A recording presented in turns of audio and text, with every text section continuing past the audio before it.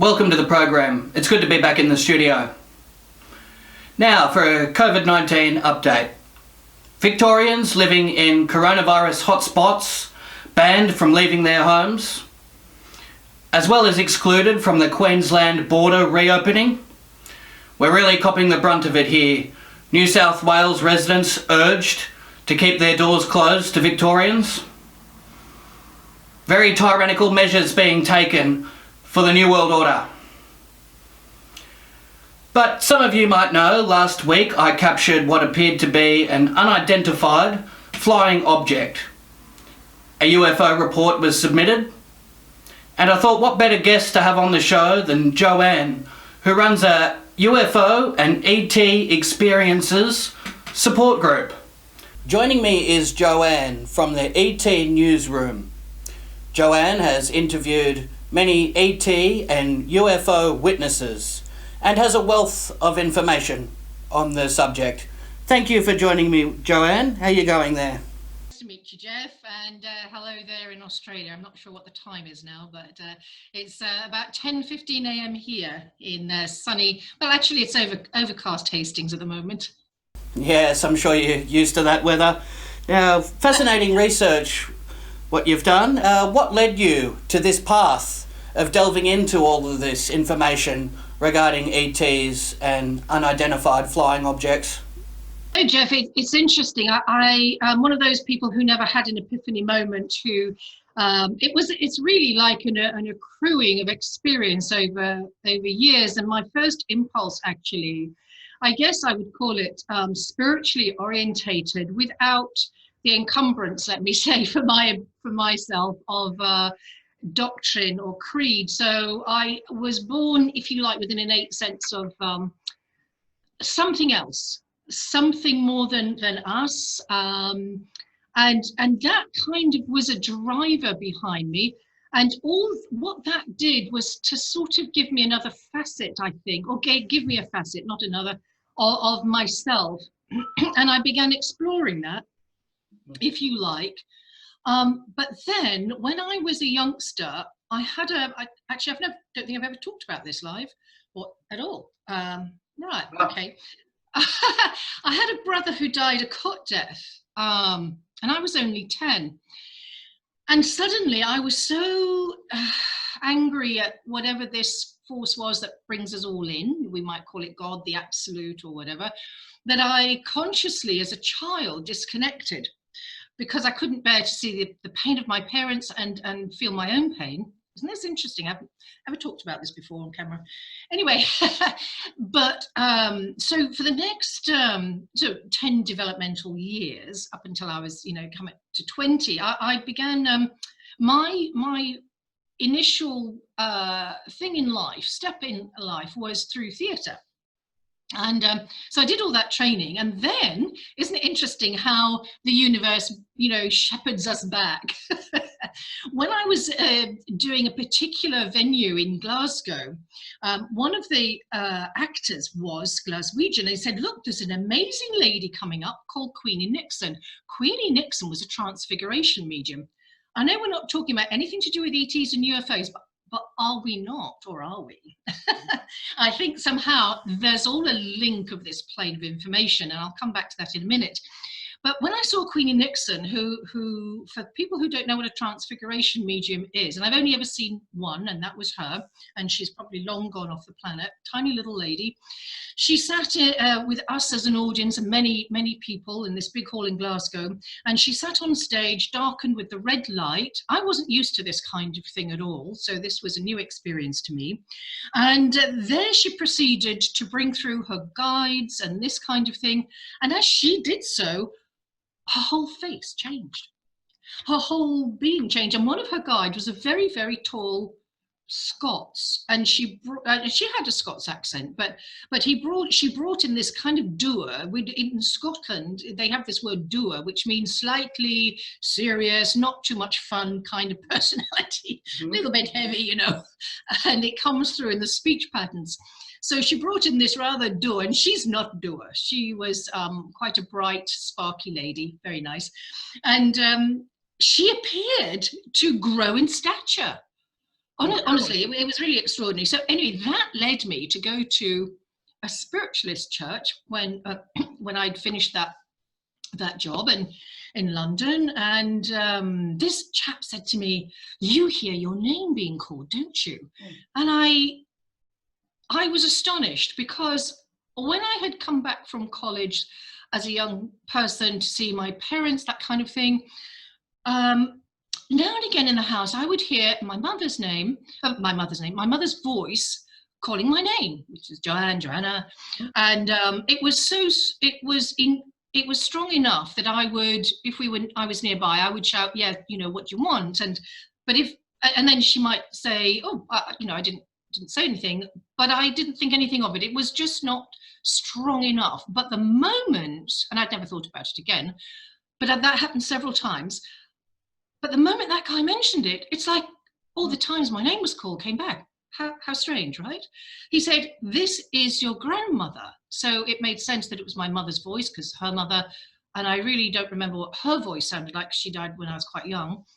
And so I felt myself being re-hooked in, plugged back into I'm going to call it the Matrix, but not the Matrix as is negatively implied. I'm talking about the higher functioning matrix that is also part of the universal mind, or whatever, that brings us all in for this experience. So that kind of journey into consciousness sort of started my ball rolling. And then another factor was that I have a sister with multiple sclerosis, and she these days is quite compromised by that. And so during my earlier years, I began passionately to have an interest in complementary health and other systems of health and wellness, rather than the allopathic. So rather than vaccines, rather than pills and potions and all that, unless they were what I'd sourced, and I became, that was my impulse.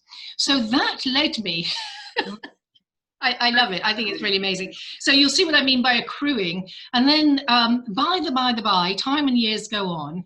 And so I'm still on this stuff, this pathway.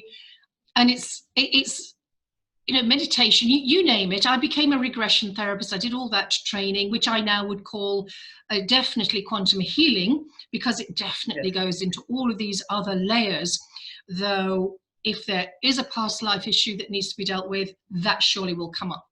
Anyway, with all of that, I met some wonderful people. One of them knew Sixto Paz Wells, was her best buddy. And Sixto Paz Wells is a Peruvian contactee.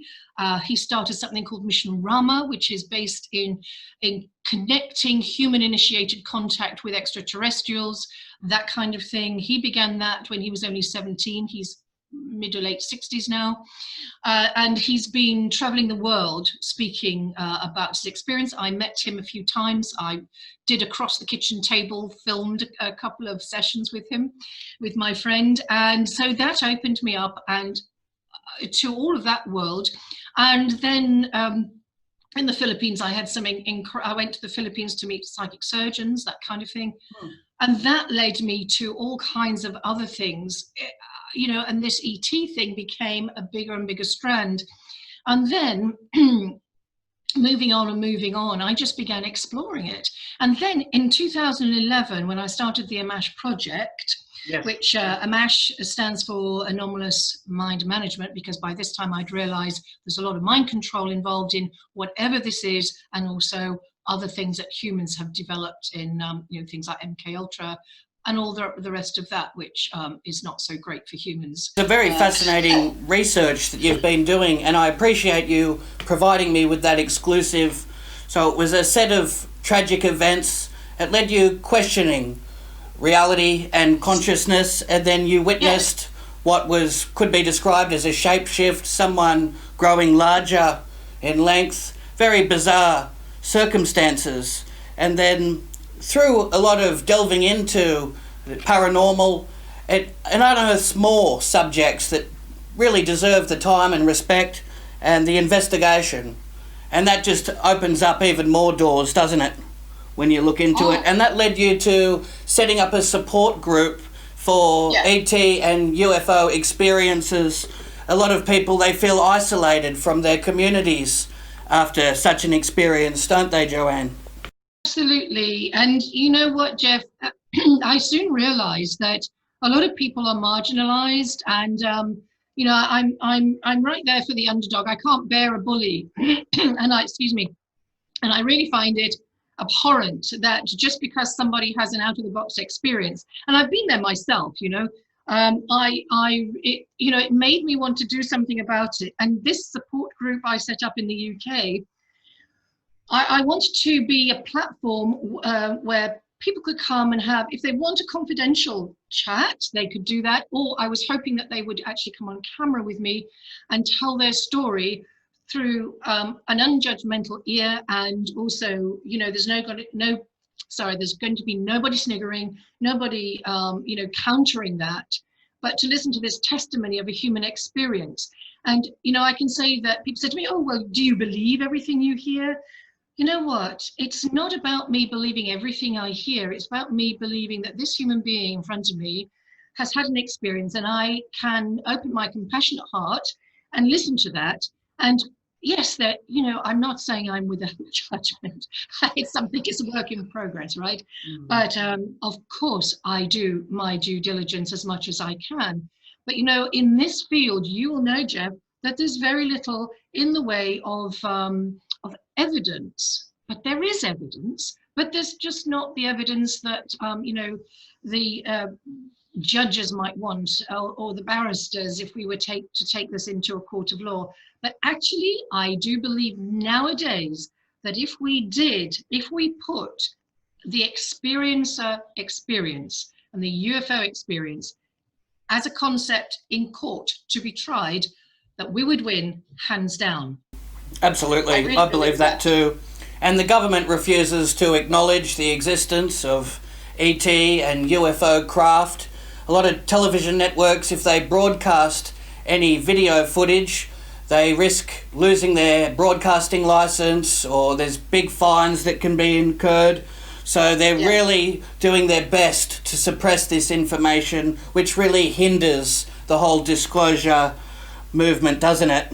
It's, you know, there's been a process to dumb down humanity for eons. And, you know, I think that's becoming more and more evident. It's certainly what my research tells me. This is nothing new, you know, this is not new knowledge or new information, but it is, you know, it is now ramping up a little bit.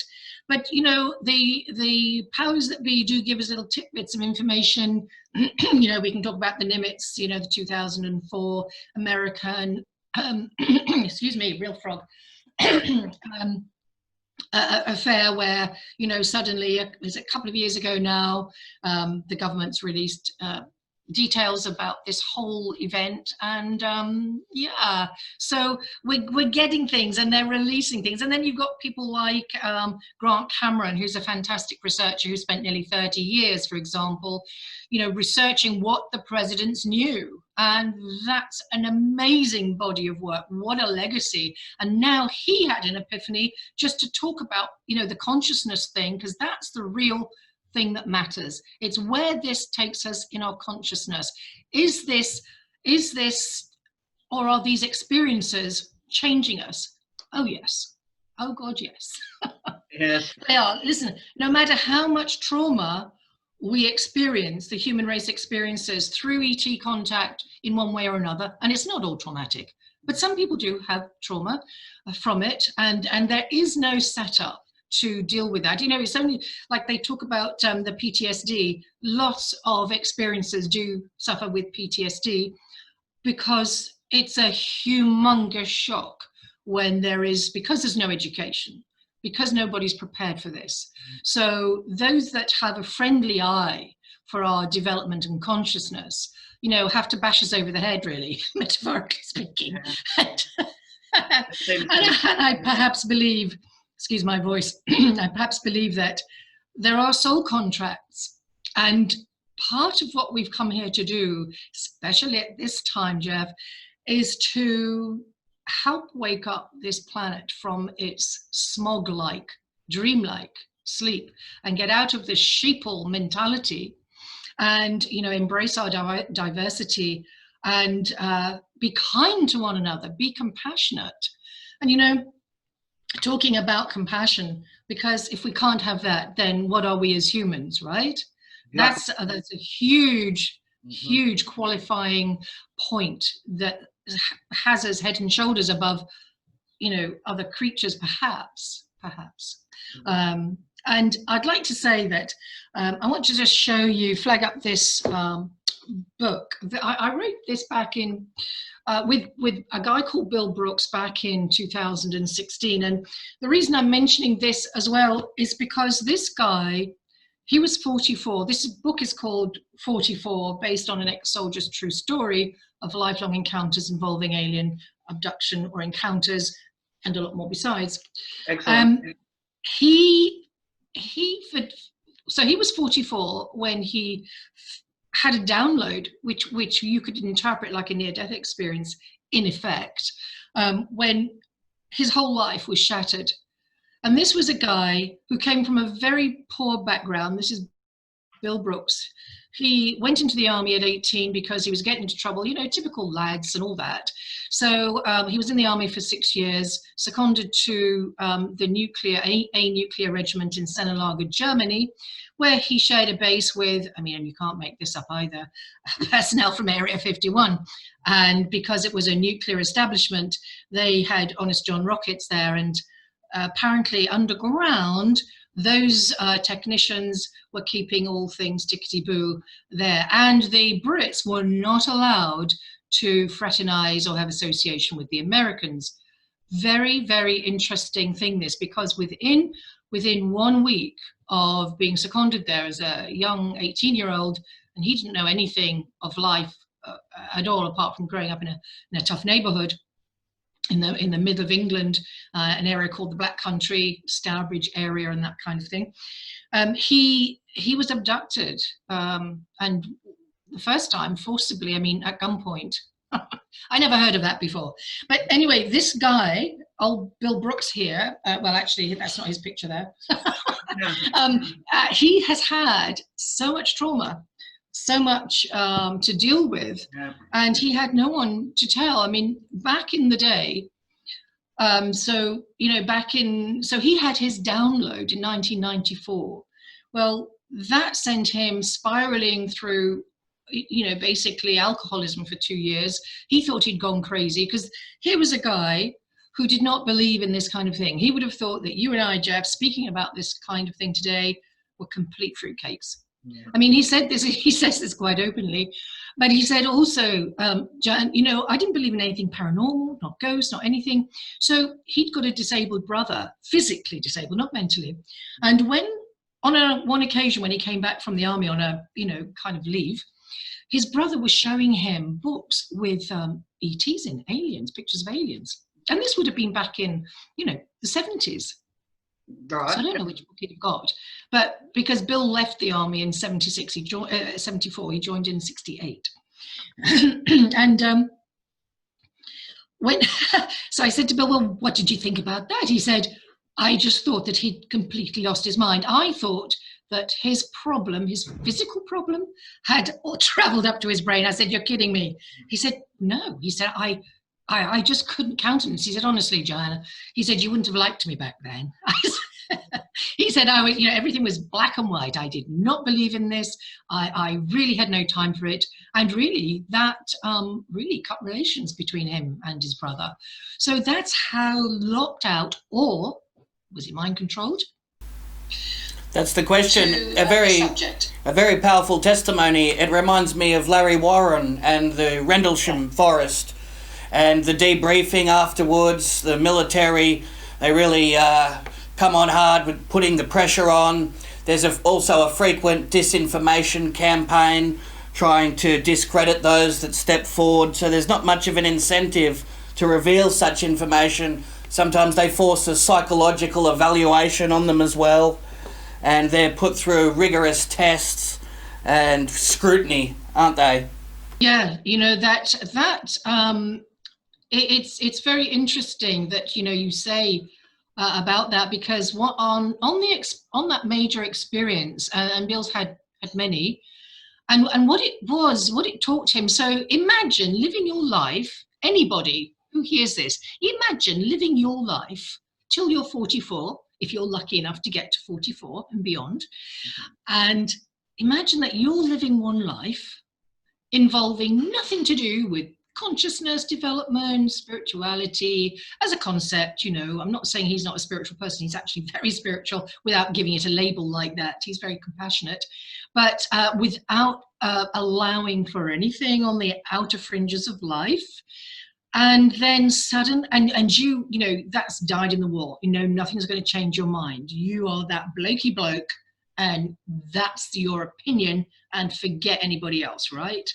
So when you have that paradigm well and truly shattered, so the glass ceiling that you keep bumping your head against is well and truly broken, and you are out there in a universe that you don't recognize, imagine what that does to you. I mean, he honestly thought he'd gone crackers. And then he couldn't find anybody to share this with. He was in a state of trauma. He really needed to know that he wasn't going crazy. And, he spent the next sort of 20 odd years looking for someone. And he was mainly, at that time, people weren't interested. They were interested in angels and fairies, and nothing wrong with that. But nobody wanted to talk about abductions and experiences in life that had caused him, trauma. And it is frightening too, isn't it? There has been reports of unidentified craft, and then what follows is a beam, and then that sends the abductee onto a ship, and what follows then has been reported to be truly ghastly. Some people are prodded and probed, samples are taken, and this horrifying experience. Sometimes these memories that have been suppressed are brought back through hypnosis as well, aren't they? Yes, indeed. Well, Bill never had any hypnosis or regression work. When he was 44 in 1994 and had this memory drop on him, he'd actually been working a gig because he was a musician after the army. He did various jobs, but then settled as a singer musician. Very good one as well. And on this one evening, he was driving over the Berwyn Mountains, and that may be a familiar place or name for some people, because I think it was either 73 or 74. There was an alleged crash, a UFO crash in the Berwyn Mountains. And those are not sort of huge, high-peaked mountains. It's mainly an elevation that it has lots of high hills. Yep. So no big mountain peaks, just to give you an idea of the terrain. And so there's a big road. And what I did with Bill, when I heard his story, it was very hard for me to wrap my head around, because things and events happened that I could not believe he couldn't question or didn't question. And he said to me, John, I just didn't know. And I'll give you an example if we get time later on. But when on the evening of this experience, so it was in the early hours, he was coming back over the Berwyn Mountain. He now remembers, but not at the time. After the download later that evening, or in the early hours of the morning, he saw what happened to him on the journey home, and he was followed by a UFO coming over him. And he said he had a big old Volvo, and those big Volvos have huge long bonnets or hoods. Yep. And he could actually see, he said, the reflection of the UFO on his bonnet like a mirror shining. But he said it was interesting because it followed the contours of the land. Anyway, so look, that was that. And he forgot that the moment he got home. But what we found out, or what he realized, he said, it's funny, he said, because I seem to just find myself, pulling up at home. So he lost 26 miles. We found out. We went and measured. I went to all the major locations that this guy had events. Yep. Did all that field trip work, and he thought it might have been just a mile or two or whatever. Yes, that's quite common, isn't it? Many witnesses have missing time associated with their experiences. This is quite common, isn't it? Yeah, it's very, very common. So then, so if that's not kind of crazy enough, right? I mean, you folks at home listening to this, just imagine this. Try and wrap your brains around this. Because I still find it incredible, still find it an amazing story. And then, so he gets home and he's got a quite an expensive guitar, which is pride and joy. And he's got a new baby who's about 8 months old, and that's the two pride and joy things in his life: his baby and his guitar. So I'm telling you that for a reason. You'll hear that in a minute. So as he pulls up, he thinks the first thing is, I'm going to put my guitar away safely. So before he does that, he looks at, and I've been to this location, and this event was only about 50 yards from his front door. He said, as he's looking up across the road there, it's in a bit of a cul-de-sac, just to give you an orientation. So no big open spaces. He said there was a 300-foot approximate, tall, conical looking object that was just hovering off the ground. So really close. And it was full of electrical activity, as if it was sparking off the body of it. And he went up to it. He said, I stood, and he was in the army. He trained in electricals and the vehicle maintenance and some other things. So he knew about electrics, and he said, I could have just touched it. He didn't, but he was that close. And he stayed there. He said he stayed there for about 20 minutes. I went, wow, okay. And I said, did anything happen? He said, no, I was just fascinated. And I said, so, Bill, what did you think that was? He said, well, he said, there's a place called Oswestry, and it was about 5 miles away. He said, I thought there must be a fair there, and this must be a laser projection, a hologram. And of course, it could have been a hologram, not from the fair, but I rather suspect it was a material object because of the electrical sparking, and he could have touched it, and it was huge. As in the army, he was also a sniper, so he'd got a very good grounding in size of things and distance and all the rest of that kind of thing. So then he just went inside. He went indoors, and then he simply sat down, did he forgot what he'd just seen. Instantly, like that, forgot that he'd just lost 26 miles of time, forgot that he'd seen a UFO through the Berwyn Mountain, following him through the Berwyn Mountain, and forgot that there was a UFO outside his door. Wow, I love it. Honestly, I still find it amazing. I spent nearly 4 years writing this book. Yeah. And there's a multitude of different craft, flying saucers, cigar-shaped craft that are said to be carrying Reptilian, and some have a cloaking mechanism where they can turn invisible as well. Oh yeah. It really is quite an extraordinary phenomenon, isn't it?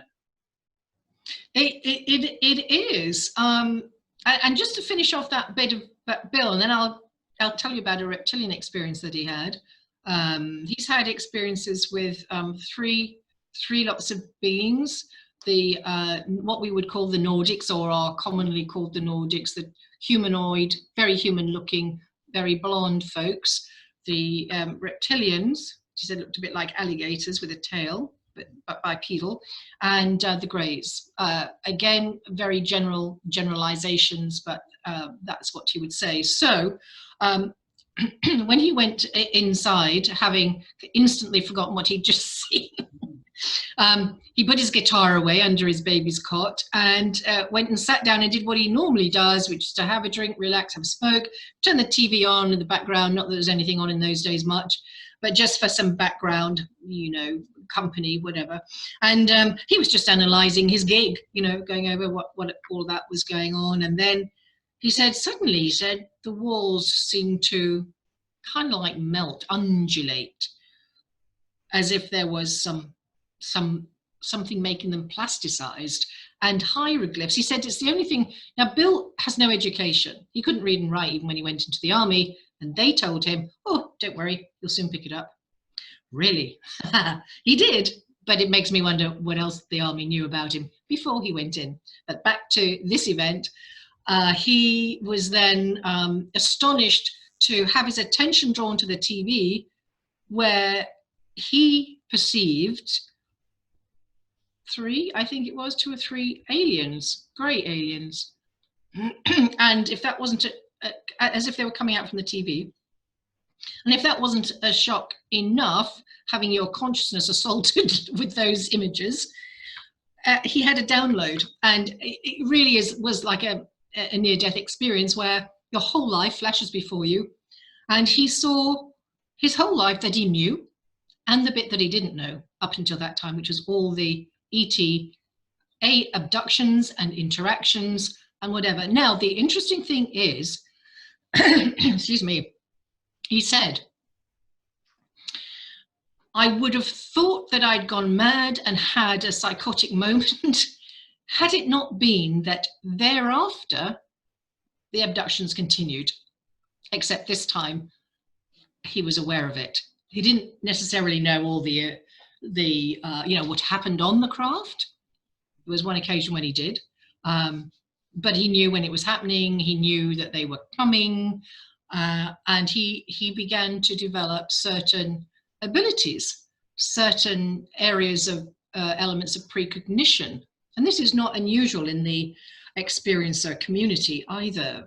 Often I don't know whether it's a consequence, like a fallout of their having been exposed to certain different frequencies which trigger within the human DNA certain faculties, because some become very, very artistic and very good artists. Some develop more musical skills and have a much more, intense connection between their inner tuition, if you like, the intuition process.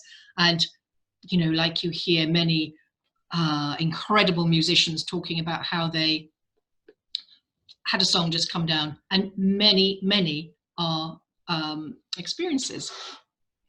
Truly, and that leads me, isn't it? And to have that information download, a lot of encounters, they say that happens telepathically, where they're able to put thoughts and implant them into somebody's brain. That's how they do that, and it truly is marvelous. But yeah, post-traumatic stress, it's enough to reduce some abductees to tears when they start to. And then a bit. As you may know, Jeff, that and I've certainly spoken to quite a few people who have lost their associations of loved ones, daughters, sons, husbands, wives, because of their experiences, because the other parties cannot believe it, cannot have something so crazy in their lives, because there's a big fear factor, because it's the unknown. And sometimes there is an intergenerational thing going on as well, but there is a lot of fear around it. But I think a lot of that is also to do with the fact that we are not educated. We are not, nothing is shared in this regard. So of course these things are a shock to us, and humans and shock, it impacts us a lot.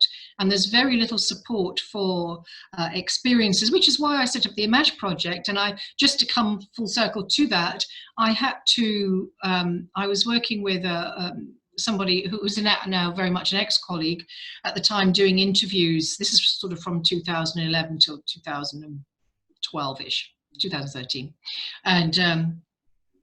And so I was running the Image project, and we were doing these interviews and what have you. They were doing the filming and editing. And then in 2015, this is how it goes sometimes with researchers, my website was hacked to Hades with porn torrenting through. And the guy who was helping me develop my website a bit more suddenly called and said, Joanne, you've got to shut it down immediately. Your website's been hacked, I can't save it.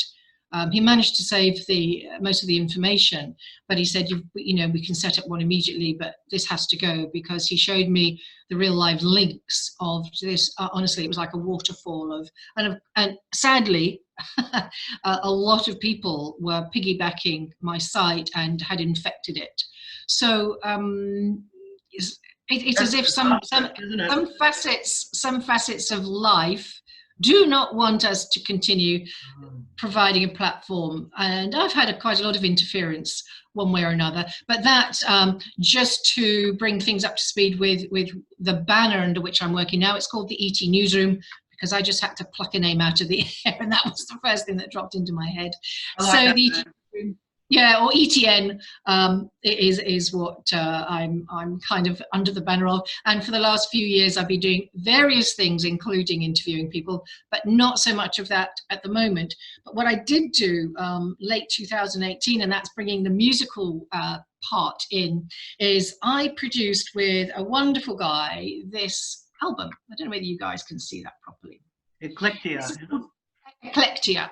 And Eclectia is an album mainly contributors who are experiencers, which is really exciting. So either they've had deep, profound experiences like UK, Mike Oram, oh gosh, we've got so many who've had deep, profound experience. We've got Thunderbeat Devara on there. She has been interacting with the beings from Sirius since she was 4, and they were telling her that music is healing, and they wanted her to use music for healing, and that's what she spent her whole life doing. So it's very exciting, very wonderful. So this album actually it's beautiful. The guy who did all the artwork, I'm going to put my finger on his head so you can maybe see the guy here, this guy here. This is Dan Vallely. Dan Vallely did all the artwork. It's almost like a take off the Sgt. Pepper's Beatles. Yeah, you know, when he did this, so we got lane 1, lane 2 for our thing, and then the discs are absolutely fabulous. I'm going to show you these. Just because it's a work of art. Oh, it's upside down. There we go.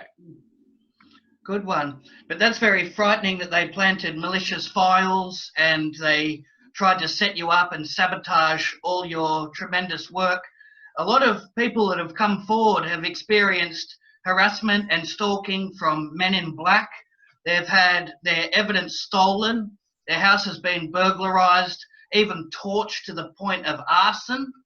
They'll go to any length. They've even seen these people in black trench coats and hats. They don't even look human. And they send these people in to scare and frighten anyone that steps forward and really try and put them in danger and put that feeling of intimidation across. And that's sort of what happened to you, wasn't it? In more ways than one, setting you up. Well, yeah, you know, but the you know, there have been things that have happened on a psychic level as well, which I've had to field. But you know, thank goodness I have the tools to handle that. So yeah, you know, a lot of people have been through a lot worse than I have. But yeah, so you know, trying to take the website down, you know, trying to intimidate me in that regard, you know, that's never going to happen. I'm just going to continue rocking and rolling. In 2013, there was a documentary made by a company called Channel 4 in the UK. It's quite a big channel, you know, easily as big as the BBC now and all that. And I was originally pitched, and this was in 2012 initially, that they contacted me by some lovely people of a different production company. And they assured me of integrity, and I was very wary. And but because I really liked these ladies, I thought they were lovely, and I thought, you know what, it's going to be okay. So I pitched then to some experiences to come on board with me, because it was about the Amash project, about the work and talking to experiences, that kind of thing. So it's going to be a story about that. Anyway, the Confessions of an Alien Abductee aired on June 13th, 2013, and what a shambolic misrepresentation of the field it was. Far from being a documentary, it was more a mockumentary, and I don't blame the initial people who pitched me, but Channel 4, once they got hold of it, the mainstream media, no integrity was there. And by that time, I'd been railroaded into it, and you know, you know, that was it. And I sustained a, you know, bloody nose, I have to tell you, for 2-3 years after that. But I also had about 300 emails from people saying, gosh, you know, I bet that's not how you wanted that to pan out. Well, of course not. But they also were saying, thank you. Thank you for being the one to put your head above the parapet. And people saying, I don't feel so alone anymore. Just because it had been, even though they tried to diss everything in the mainstream media and make those experiences look like idiots, with my ex-colleague helping, I think, you know, mostly people are seeing through the sham of mainstream media representation, and And you know, that's quite exciting actually, that we are, you know, learning to walk on our own 2 feet with our consciousness, if you like, more engaged. So, you know, sometimes you have to go through these things when you're on the front line. Yes, I very didn't, much I so. didn't, It's I didn't very plan any. it's unfortunate and often the case where media uses deceptive practices to get the story, and once I they could, obtain that, they tend to run a fake news or smear campaign right over the top. It's been happening for decades. oh yeah. Oh, listen, I'm not unique in this, but in the UK, this was fairly unique. Um, because whilst there, you know, in the UK you have various other groups, I had sort of put myself out, you know, made it a very public platform, made people very aware that this was for anybody and everybody. In fact, although I had originally thought that it would be a resource for the UK, actually once people started seeing the interviews and that kind of thing, I got contact from all over the world. I was really surprised, and a lot in America, and I was surprised at that too, because there's a lot more in America that's out there where people are you know, talking and supported and being interviewed. So but anyway, that was kind of interesting. So I'm developing at the moment a lot more variables in the platforms, and whilst I'm going to still do the one-to-one interviews, and I'll have one coming out in the next day. Good work. Thank you. I'm also doing things like the Eclectic album is going to be a documentary, and I'm working on that at the moment. So we're telling the stories of these guys' lives, which is you know, pretty incredible. And Dan Vallely, by the way, that's the reason I pointed him out. Is that if you go to if you put the links to the Eclectic website down there, Jeff, afterwards, people can go and have a look at the gallery section, and they will see a brain scan that Dan had done some years ago. He's probably early 50s now, and this was when he was, I think, maybe early or mid 40s. He had a stroke. Very young to have a stroke, but that was the case. And he's an experiencer, like I said, as well as a singer-songwriter. And during the time when he was in hospital with the stroke, he had a week there, and nobody came to see him, which honestly I find hard to believe. But I believe Dan. He's not a liar. And he went to the nurse's station about 3 a.m. one morning and just said, "Look, have I had a stroke? You know, what's kind of going on?" And he was in a room by himself, so he wasn't seeing much traffic, if you like. And out popped a doctor and said, "Oh, Mr. Vallely, yes, but what we're really, yes, you have had a stroke, but what we're really interested in," and this is an interesting word that she used, "we're really interested in the artifact in your brain." Really? Artifact? And when I first met him, I said, "Have you got the scan?" Because he said they scanned him, and he said no. I said, please get it," which he did eventually.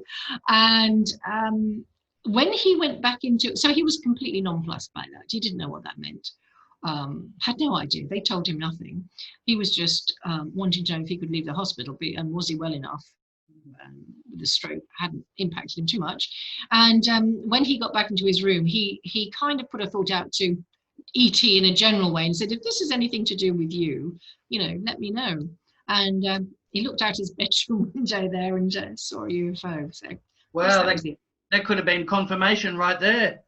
Well, I think it yes, was. absolutely. And there's so many different beings: small greys, tall whites. We got the Nordic, blonde hair and blue eyes, and reptilians. And some of these experiences are very much unwanted, and it sends people into bankruptcy, especially the farmers with the cattle mutilations. Some of the eyeballs are taken out, surgical precision the way it's performed, and with the crop circles, it literally destroys people's financial well-being as well. A lot of people are frightened, and I'd imagine those would be some of the problems that people would bring forward to a group such as yours. A financial impact as well as an emotional and a physical one.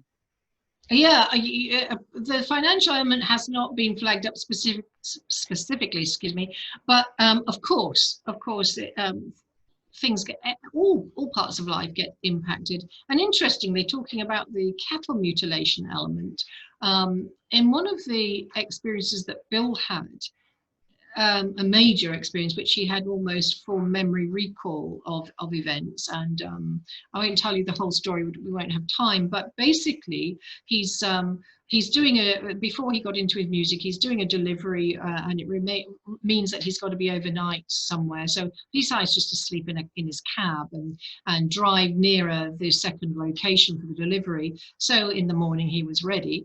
Anyway, so he's just having his supper. It's quite late. He's got fish and chips, whatever.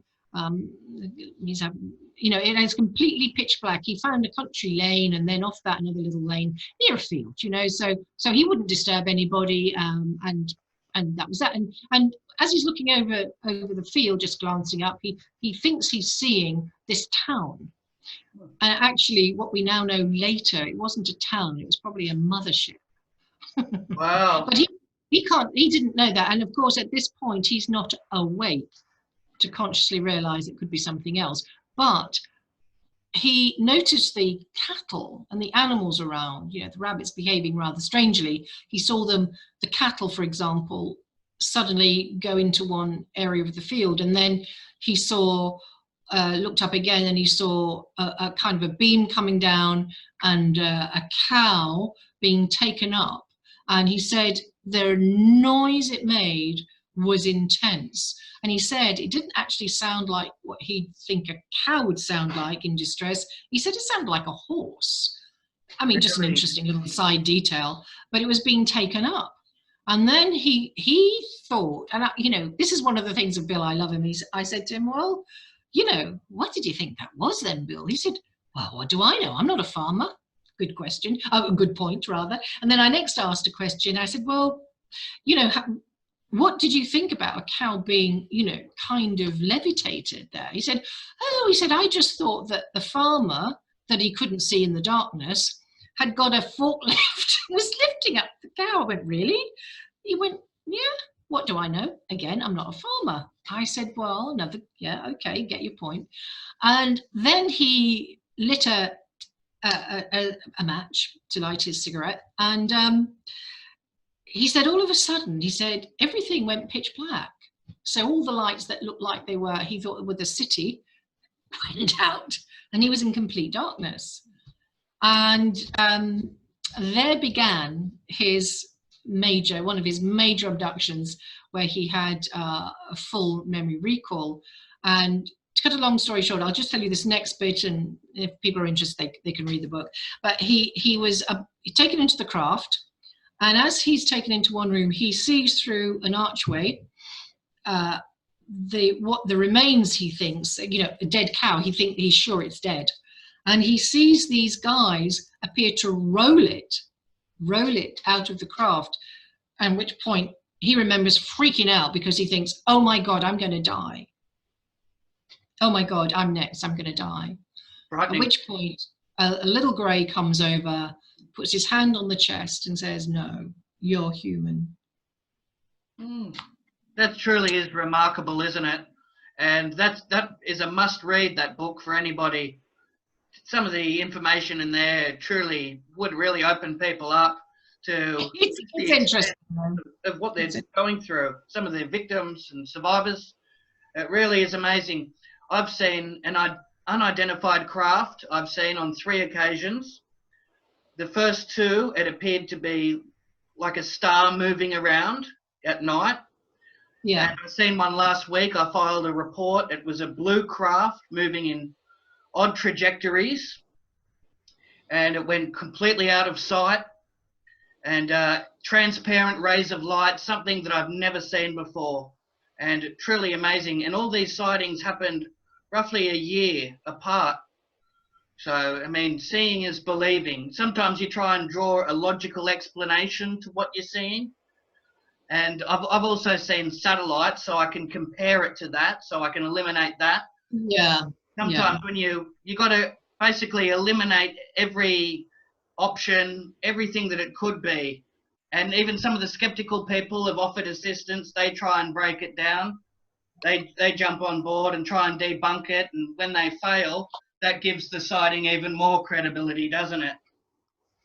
Well, you know, it's like Bill said, if he'd never had another abduction experience or sighting, he used to have some of the most incredible sightings. Hmm. I mean, really talk about up close and personal. He would have just believed he'd lost his mind. Yeah, often And he that's did the carry case on as having them. well. That's why support groups are so valuable for people to connect with like-minded individuals, people that have suffered truly horrifying experiences. It's a support network, and people can feel comfort and safety with a group like yours. So you're providing something very valuable, and it's Well, very I would just say that I am the ET Newsroom, and whilst I have people who can feed in and that kind of thing, it's not a group. It's essentially myself putting out like on spokes of a wheel, you know, doing the interviews, doing the work, and you know, maybe putting people in touch with others who also would be able to offer ongoing support. And if people do, you know, want to go through the regression element, a lot of people don't. They don't really, you know, want to have any more memories than they already have. And certainly for somebody like Bill, he has so many anyway. Plenty he is locked out to, but you know, he's pretty content with. He's got enough on his plate, I think. it's quite a life. And there are many secret underground bases that are said to house many alien life forms.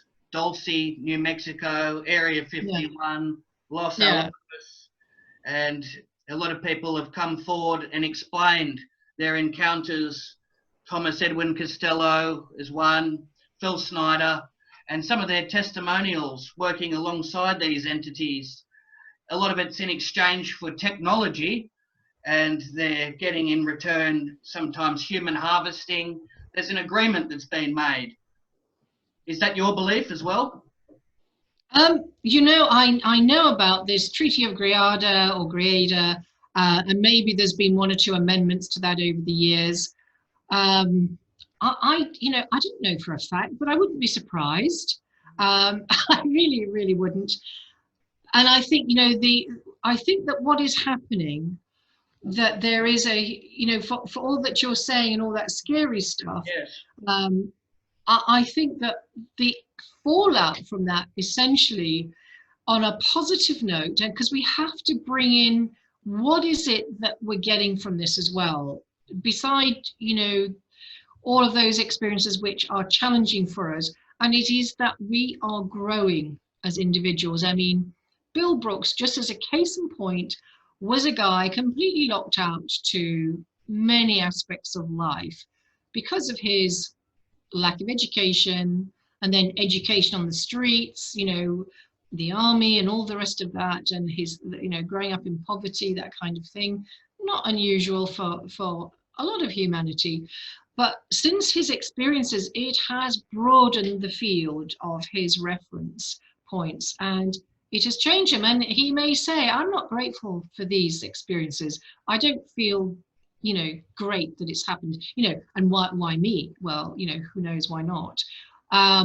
Some people believe that there are soul contracts, and you know, I have to say, I think I'm in that camp, because it seems to me that everything that I've done has taken me on a level higher and higher, or broader and broader, or both, to encompassing a lot more things than I could ever do before. And giving people a platform like Bill, like others, and you know, to explore this, it opens up other people's worlds. So a lot of the shadow and the dark stuff is reflected in who we are as a species, and we need to deal with that black, dark, shadow stuff and encompass that compassionately. And there are lots of tools and ways to do that. Now, we don't have to be in agreement with what's going on. I don't mean that either, and we don't have to acquiesce to it, but we have to wake up to it. We have to wake up to who we are, and we are multidimensional, powerful beings. And if we knew the degree of our own personal power, and to use it for the positive, and to express that in our environment and with each other, life would change significantly. And it's the same for contact. There's a lot of people who also have very, very positive, life-enhancing contacts, and that are not at all traumatic. They are, soul uplifting and soul beneficent, all of that. So, I think it's important not to get stuck on the negative. We can know the negative, it's not to be blind to anything. It's to encompass it, to be compassionate. And when I say compassionate, we accept it and we think, okay, what can I do to make this better? For me, I'm offering a platform where people can have an ear. I've just launched also something called PACES. And PACES stands for Parent and Child Experience of Support. That's brilliant. And I know out there in Australia, you've got Mary, our lovely Mary Rodwell, doing that. And I'm just going to provide a platform in the UK if anybody wants that. There's an email, which is etn.paces@gmail.com. And if parents are worried, I've spoken to 1 or 2 parents in the past, and they have been terrified, absolutely terrified of speaking to anybody. And the 1 or 2 people who have had the courage to speak to me, I haven't made any of their stories public, and I will never. If anybody, says, I can only tell you this in confidence, that's what will happen. And these parents are terrified because the Child Protective Services, or whatever they call them in our various countries, are very fast and loose to sweep in on parents and take children.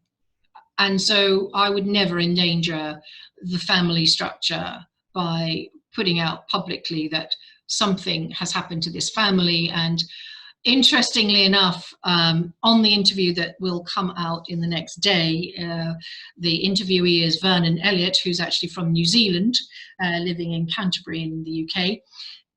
Toward the end of the video, he talks about his child having experiences, and I have to commend him for sharing that. They are, brilliant parents, brilliant people. He's had some experiences. They're not necessarily ongoing. That's Vernon's and the child. But with the child, it was very interesting. I won't spoil it for people. People can see the interview. It'll be up there on my YouTube page and on the Facebook page in a day or so. And again, Jeff, perhaps you want to put those links later on. And I've asked Vernon if he would perhaps be there as a sounding board for any other mum and dad that wants to maybe have a chat, about that. But parents were so scared that they might get their child taken off them. They might be, sectioned because they weren't capable as parents, because they'd, spoken about their child having experience, or they, themselves had experiences, that kind of thing. So I'm just putting it out there that parents and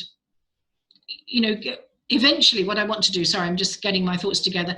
I want to provide maybe, a day workshop for mums and dads down the line, if this is what they want, where mums and dads, a small group of parents can come together with their children to talk about it, to talk to somebody like Vernon and maybe somebody else who's on the counselling side, though I'm on the counselling side as well, so they can share. Because one of the most dangerous things that we do as humans is to internalize and not then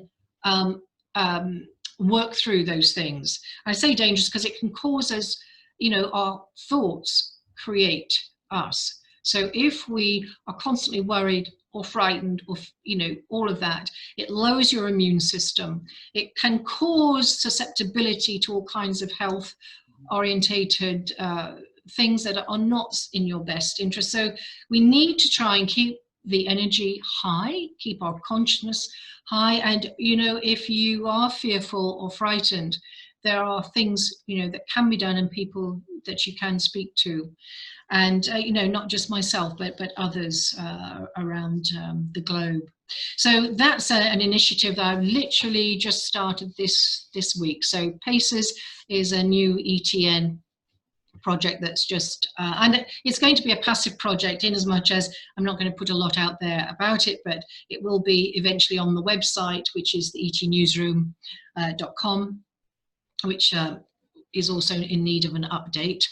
So if there's any fantastic web people out there using WordPress, give me a shout.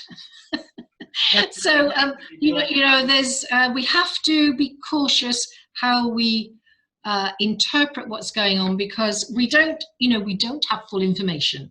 We're playing blind here, and we are experiencing things without a full deck of cards. So that's what I would say to that. I admire how you're approaching those cases very delicately, because it is a very crucial situation. Parents are worried about their children going to school. They start to open up and start speaking about aliens or reptilians, and their parents told them, and then they get an unwanted visit. So yeah, it does really have to be dealt with in a very professional manner, which is exactly how you're executing that. Very important, and that's a very good strategy to have for somebody to approach yourself and confide in you, having that comfort and that peace of mind, knowing that that would stay with you, and they're able to live their life in peace, not in fear of any repercussions from any criminal. What I'm also hoping, Jeff, is that one day we can get a group of parents on camera talking about their kids' experiences. Yes, that would be vital for the movement, wouldn't it? More people coming together. Yeah. I mean, Mary Rodwell's done a fantastic lot of work on all of this. It's fantastic, absolutely wonderful. And so, it is being addressed, but I think it won't hurt if there's a few more options or doorways for people to access down the road. And, I just think we need to keep an open mind. We need to be compassionate about this and try and hold back that judgment. It's very easy for us to go into that judgmental mode. I speak personally, and I have to, rein my own, thinking in sometimes, and listen to the story, and then do, any due diligence that I can. For example, with Bill, in the book we have his army credentials, and we have pictures of him in the army. I'm not going to point him out, but you see that sort of thing. So we know he was in the army, and that's just again, things like that. Although I've blanked out his eyes, so he's not recognizable to any family people. And you know what, we've done that because he was very worried that there might be repercussions still, and his name as Bill Brooks on here is a pseudonym, because when we came to the publishing date, he got very concerned because he has a grown child now, but he did encounter quite a lot of challenging situations, let's say, and he didn't want to put his son in harm's way because of this. So we chose to let him be known by another name. Not that it matters. A lot of people use pseudonyms. It doesn't detract at all from the story. It's just, that we did that because he actually got quite concerned that it might down the road impact his son. And that's a very wise move to take that precaution. Some people step forward. You never know what could happen. People end up murdered execution style for speaking up about things they shouldn't talk about, classified information released. They do anything they can in their power to silence people. So taking a precaution like that is very understandable. And that's very great advice you stated as well, to raise our vibration up to happiness instead of living in fear and worry and anguish. Because they also say there's these archons that harvest our negative energy and they feed off it.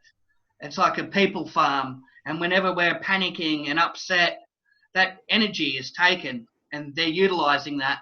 There's many forms, many entities, some that are not even visible in this light realm. So, I mean, to live in happiness without fear and with love in your heart is a very powerful emotion, and that can conquer a lot, can't it? Yeah, if you think about it, like to make it, to give it a visual. If you think about, a large building and a lift, an elevator, and just think that, at the point of fear and dread and anxiety, depression, let's say you're in, you're kind of around floors 1 to 3, and then when you start raising your frequency and vibration, and that all that we mean by that is literally a frequency change in you. And this can be measured, this can be given numbers and colors, just as the lower energies can. And as you raise those, as you become a lighter in yourself, and I'm just going to say once more, your thoughts affect directly your body mind system. So if you come in with a tendency to some health condition or another, if you stay within the lower elevator floors of 1 to 3 in this example, you will be likely or susceptible to any conditions that will impact, that are known to impact those areas that you may have a susceptibility for. And before you know it, you're drawn down into further anxiety and what have you. It's not that you don't have any illness or any things to deal with. When you raise your vibration, it just means that you have a different approach to it. So when you take that lift and you're up to the 4, 5, 6, 7 and beyond, and you get, and this isn't a Pollyanna thing, this is about smelling the roses, this is about enjoying the coffee, this is about, no matter what is going on in the world, be in the eye of the storm, all that craziness that's going on around, whatever that is in your personal life or on the larger global stage, that's not you. You're here, you're you, center yourself. And if you don't want to do meditation, don't do meditation. Go and sit outside in the beautiful sunlight and have a coffee. Or if it's raining, cozy up under a duvet and read a good book, watch a nice film, laugh, enjoy your, society with those that you resonate with. And you know what? If there are people in your environment that you don't resonate with, cut the cord, let them go. You deserve better. Wonderfully You deserve said. the That's best. an excellent description. I really want to thank you for appearing on the show. This has been a very enlightening broadcast. I'm very impressed with the services that you've set up, all the wonderful work that you have done. I wish you the very best in the future, and I look forward to hearing more progress and more results that you keep making. Thanks very much, Jeff. It's been a delight speaking to you, and thanks for reaching out. Well, that does it for today's episode. Be sure to like, share and subscribe for more riveting information on UFO, ET and unexplained phenomena. Consider becoming a patron. A small donation can keep this operation running, so definitely worth contemplating. And I'll catch you on the next show, where we expose corruption and provide education and enlightening information, one show at a time.